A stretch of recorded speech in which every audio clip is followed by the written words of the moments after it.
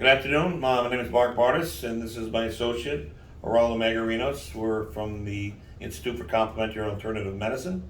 And today I would like to ask Haroldo some questions about the microbiome and something that we're really getting into now at Icam and helping so many patients with all various conditions.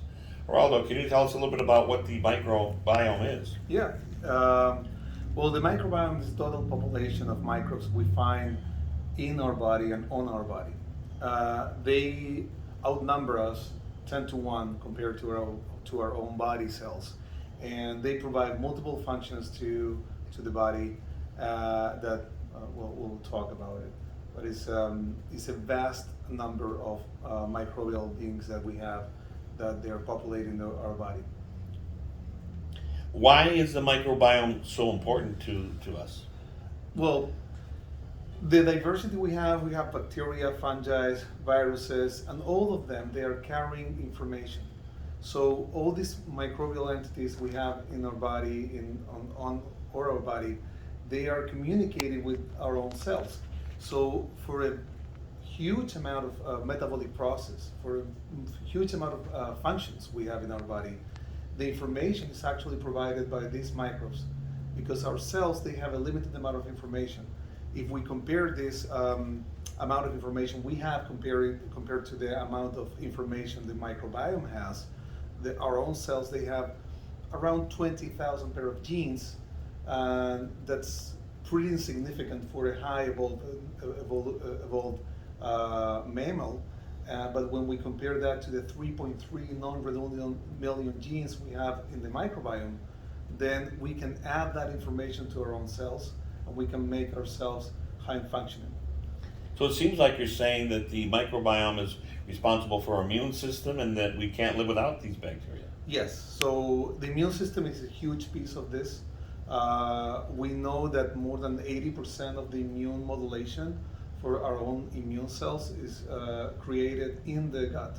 So we know that the information that is needed for the well functioning of our immune system is actually provided by microbes. We have one immune cell compared to 200,000 microbial cells around it that are providing constantly information, so that immune cell can know what to do and can relate to our own body needs in an instant almost way. It works very, very fast because it has all this massive amount of information around it. How is the microbiome formulated? Well, we evolved with the microbiome since we are in our mother's womb, and we get a lot of those microbes by the placenta, and of course by the natural inoculation through the birth canal. We got our first big amount of these microbial entities are going to be forming our adult microbiome. Breast milk is also a huge piece for colonizing and improving this microbiome. And then after the age of 3, we already obtain our adult microbiome. And of course, based on food choices, lifestyle choices, environmental exposures, and other things, we can either improve or damage our microbiome substantially. Very interesting. So when you see a newborn baby and they're born of C-section, they came out almost perfect. They look beautiful and healthy. Yeah. But from what you're saying, it would appear that if you are born C-section and if you're not breastfed, your health when you're younger is probably not going to be as well as it would be if you were breastfed and you were actually born from the vaginal canal, yeah, normal birth. Exactly. The more we bypass those events, we are going to change the composition, the base composition of the microbiome. And again, this is all about information. So instead of putting a set of bacteria that they have or they carry a fixed amount of information that we need to provide at that moment for our baby, we're going to have a different one that it can be adjusted to the needs of that baby, but it's not going to be as efficient in protecting and modulating responses as the normal beings or microbes that you should be getting by the birth canal and breastfeeding. Mm-hmm. What else in your time of growing up and in adulthood would affect your microbiome? Well, definitely foods. All the processed foods are usually full of chemicals. And non-organic foods are also full of pesticides and other damaging chemicals that they act as antibiotics. They kill massive amount of bacteria. And there's a misunderstanding about that the fact that we don't get back what we lose naturally. If you create an imbalance, then that imbalance can stay forever. So even one round of antibiotics or a certain amount of time when we are not maybe choosing our best foods or drinks, or when we get exposed, for example, to toxins in the environment of any kind, we can definitely have a negative impact in our microbiome, and that is very hard to reverse naturally, at least, without the aid of some help or protocols that will improve that.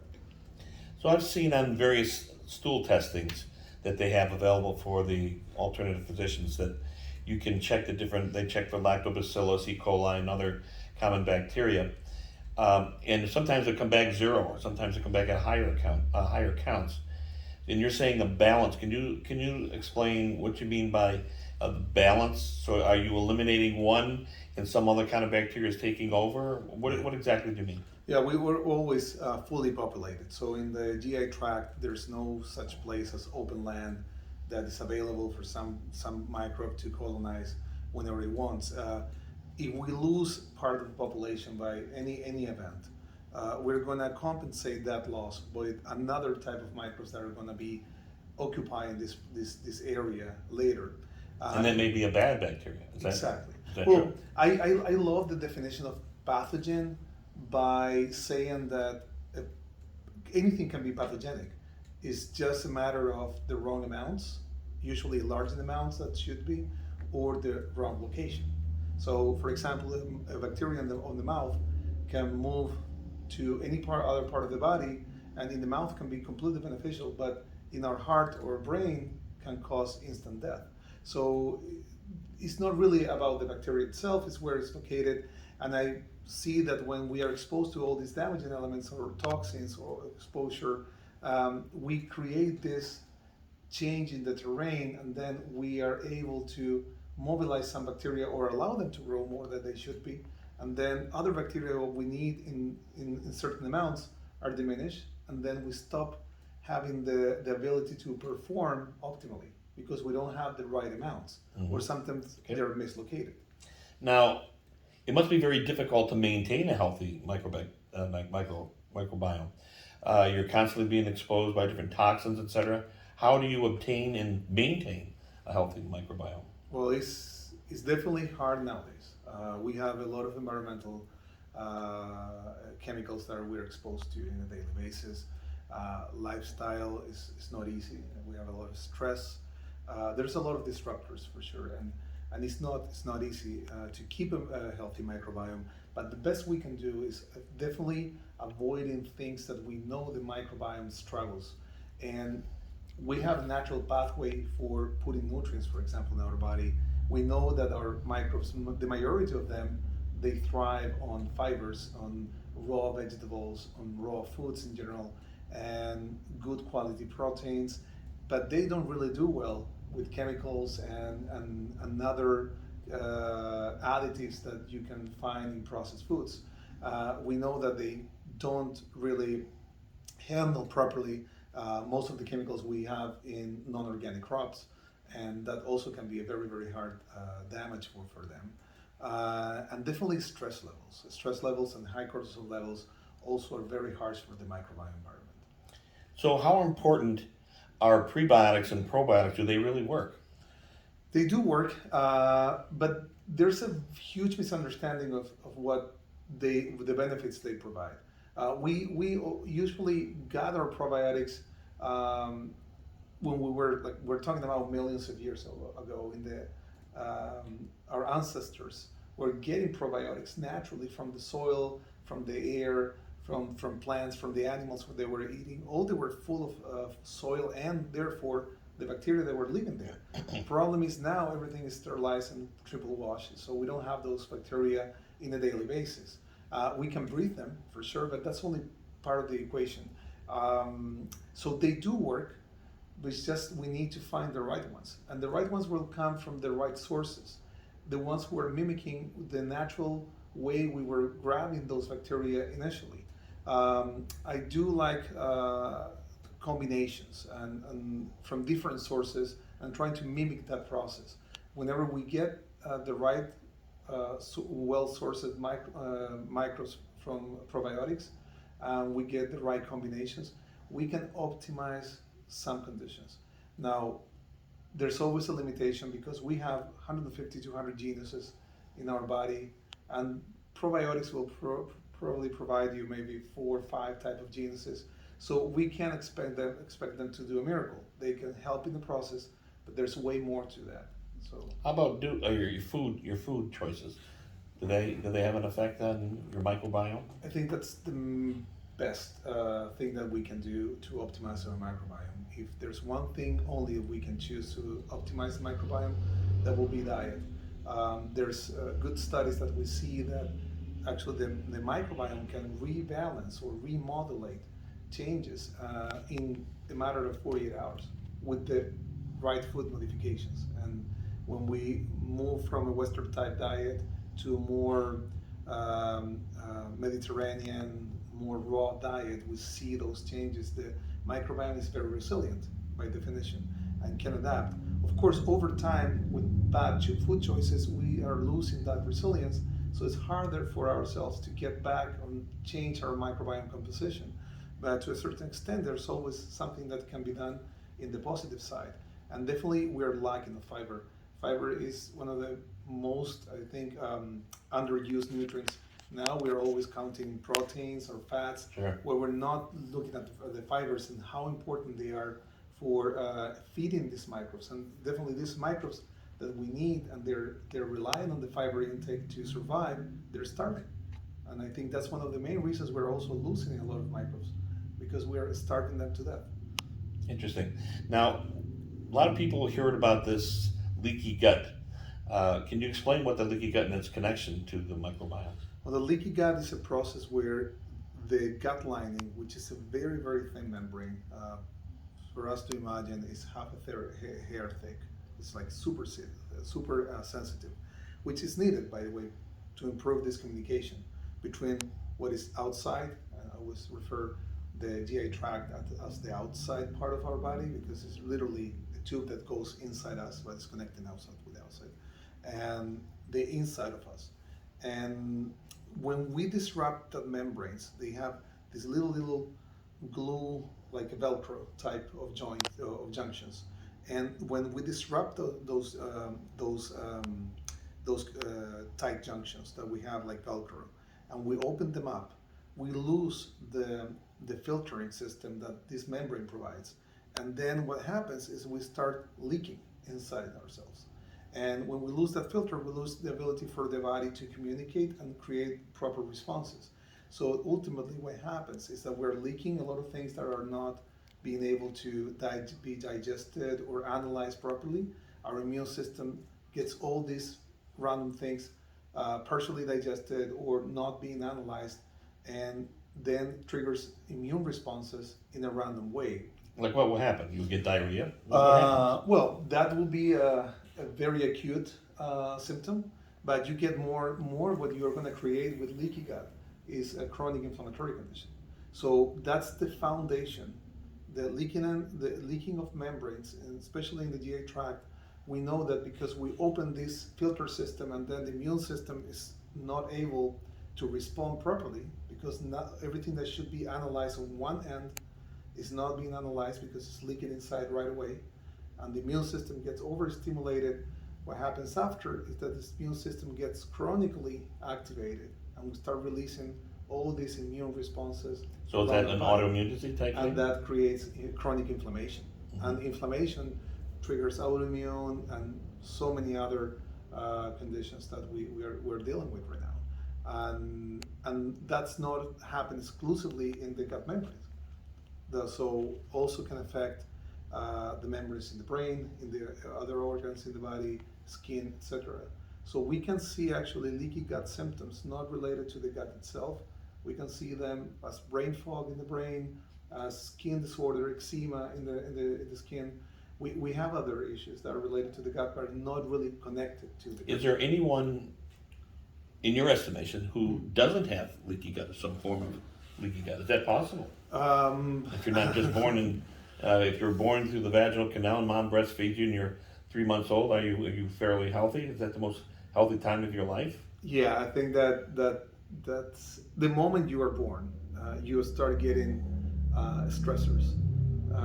Sadly, the environment is very harsh, even for newborns. And yeah, I don't think that there's anyone in the Western society, probably in some indigenous populations, you can find still a lot of resilience, better diversity, and a lot of better health conditions, including the gut.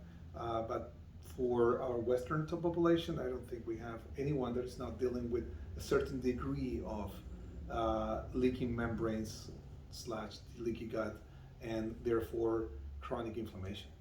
What can you tell us, Geraldo, about fecal transplants and when are they used? Does this have any effect on this microbiome that you're talking about? Well, fecal transplants is an interesting concept. There's definitely we don't have really too much research about them. We know clinically that they can be useful for reversing some conditions. The microbiome itself has the ability to grab information very, very efficiently from microorganisms. So when you put, for example, a probiotic like a lactobacillus-based or a bifidobacterium-based probiotic, it will die, like as a bacteria, the organism will die through the passage of the stomach acid, but the DNA will remain. The same thing can happen for a fecal matter transplant. You can grab massive amount of these microbes that they should be obtained from a right donor, from a healthy donor, and that information that that person was carrying, actually you can put it in your own system and can be utilized by your bacteria, by your microbes, in order to optimize whatever you should be doing, and can actually correct one of the pathways or a few pathways or whatever is not working properly. Now, again, there's multiple ways that the microbiome can grab these pieces of information. And that's an amazing ability that the microbiome has. But I think because of the density, the diversity, and the amounts that we're putting in just one single fecal transplant, I think that's a way more potent therapy for trying to improve the conditions of the gut. Is there an alternative to that? Because I understand there's only a couple situations in which that is recommended or even allowed. C. diff, for example. Yeah. Is that the only indication now at present? Right now, FDA only approves the fecal matter transplants done by a specific specialist and only for C. diff treatment, which is, of course, it's helpful. We know that it is, but I think it has to be done in conjunction. Now, we know that since the microbiome has this ability, we can do an oral program, or we can even inoculate probiotics rectally through an enema. And all that information, if it's the right one and it's useful, it will be utilized by your own bacteria. Of course, again, everything comes with what type of information we want to put. So when you see a bottle of probiotics, at the end you're seeing messages, like this is like manuals that your body can utilize. So if it comes from a good source, great. You have great manuals and useful information.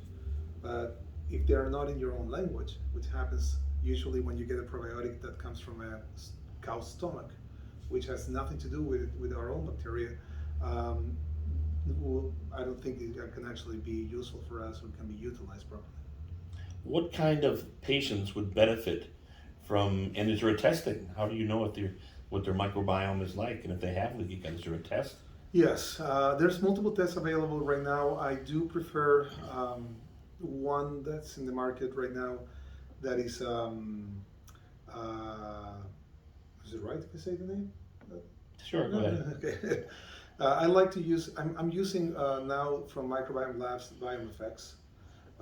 That's a metagenomic, DNA metagenomic shotgun analysis, which means that you're grabbing the whole sample that you're taking from the patient. This is a fecal sample, and you kind of like poke multiple holes in that, so you get multiple types of representation, and they run a full DNA analysis. Most of the testing you find in the market right now are 16S, which means that they're analyzing only a piece of that full DNA sequence. So that doesn't mean that the information is not right, but it's very narrowed compared to the full extension of the information you should be seeing. And when you do this metagenomic analysis, you see the full sequence. So you have the full spectrum of information you want to see.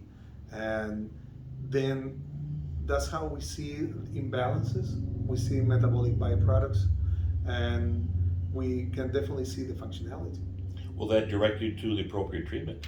Yes, it will make me more specific. It will make me plan accordingly, see the timing that I need, what's the patient's baseline, and definitely makes me adjust my protocols better.